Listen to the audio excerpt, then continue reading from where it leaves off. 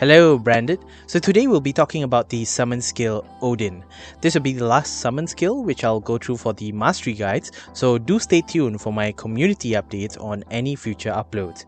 Before we begin, as usual, this took time and effort to make, so please drop a sub and a like if you got value out of this.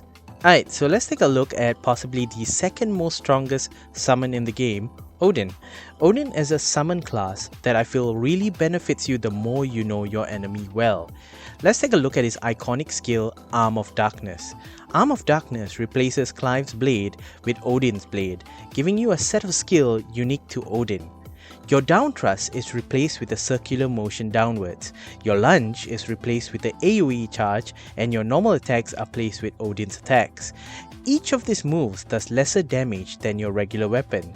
In fact, the main purpose of Odin's Arm of Darkness is to basically fill his Odin's gauge on the left of the screen. The Odin version of down thrust though has a similar property with the normal down thrust, where if you do it higher up, then you get an AoE animation that affects multiple enemies, so keep that in mind. Another thing to keep note on Odin's down thrust and lunge skills is that they are very high committal skills, meaning you'll be locked in their animations when done, so use them wisely. Let's talk about that gauge. By holding square and releasing it similar to how you charge your burning blade, you will do an attack corresponding to the level of the Zentetsuken gauge. The strongest is level 5, which is what you should always be aiming for, unless you absolutely need to use it earlier.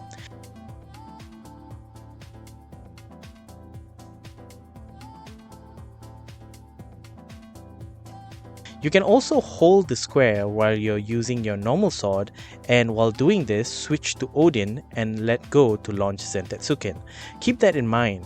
Also, if you were to do this on the air, you will automatically be teleported to the ground to launch the skill, which might be useful for some combos. Next, remember how I mentioned that Odin benefits someone who really knows the enemy? By countering each enemy's attack, you can use Odin's still counter move, where he immediately counters the enemy and raises your bar. You can also counter an enemy using a normal attack and then switch into Odin's sword and then use steel counter as well. The window of launching the skill is actually quite big, so you could pull off 3 to 4 magic bursts before the enemy recovers fully. This, I believe, is the highest gauge increase in his normal kit. Additionally, since Odin's sword is long, you can actually aim to hit the tip of the enemy's weapon while staying safe yourself. Just hop backwards once and aim to hit the weapon and you'll get your counter. His other move, Flash of Steel, happens when you do a precision dodge and then attack. This only results in a minimal increase to your gauge, but it'll slowly stack up with your other Odin attacks. Now let's move into his first skill, Gungnir. So Gungnir is basically an AoE crowd control skill. If you do it smack dab in the middle of an enemy group, the move will slowly suck the enemy in. But do take note that the radius is kinda small, so you might need another AoE skill to pull enemies close to you, like Shiva's Mesmerize. Once your enemies are hit, you have an option to then either continue the move or by pressing X to launch the enemy upwards. The launching upwards is useful since it immediately ties in with other air launches like Wicked Wheel, where you can then finish your enemy with Upheaval, for example. Additionally, using this especially in group situation really stacks up your Zen gauge since you're hitting multiple targets. Sadly, it isn't as useful when it comes to heavies unless you increase its will damage using a charm or cancel out of it using a Rift Slip, which I'll talk about later. Moving forward, let's talk about Heaven's Cloud. For those of you who have played Dragon's Dogma, you will remember this skill from there.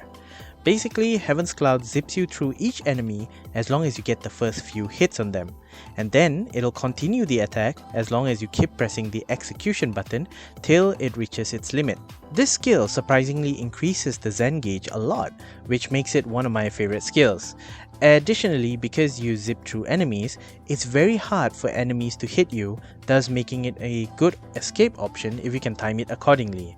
Even if the enemy hits you, you will tank the hit, so it's a good move to use to ramp up your gauge for quick level 5 Zens. Third, let's take a look at the most unique skill and possibly underrated skill in the whole game, Rift Slip. I personally feel this skill allows for so much creativity and is on par with Shiva's Frostbite skill. Rift Slip basically allows you to cancel from any attacks, slow down time, and allows you to move into your next attack. With some charms, you can reduce the cooldown for this skill accordingly as well, but it's already fast enough. Many people underestimate this skill, but in general, the biggest point with this skill is flexibility and what it allows you to do. For example, looking at only Odin's skills, remember how I mentioned earlier that Odin's down thrust and lunge is highly committal? Well, this is where Rift Slip comes in to make all of Odin's skill flow together. Rift Slip also immediately puts you back into your attack stance when staggered, so that allows you to continue your offense again. And another cool thing about Rift Slip is that you can actually use it to fish for counters. To do this, you'll need to use the skill right before an attack that can be parried, and then just spam your normal Odin melee attacks. This will need practice though, but it's an easier way to aim for a gauge boost quickly since Rift Slip charges super fast. Finally, let's take a look at Odin's ultimate, Dancing Steel. This skill is basically the strongest gauge boost in Odin's arsenal. Couple this with Rift Slip or Shiva's Permafrost and you're basically always dishing out Zentetsuken level 5s almost all the time. Dancing Steel requires the first few hits to land on an enemy for it to continue into its time stop animation. The first few hits can tank attacks, so it's relatively safe as long as it hits an enemy. It's usually best to cancel right after the final animation of Dancing Steel using Rift Slip to move into your next attack if you haven't filled up your gauge.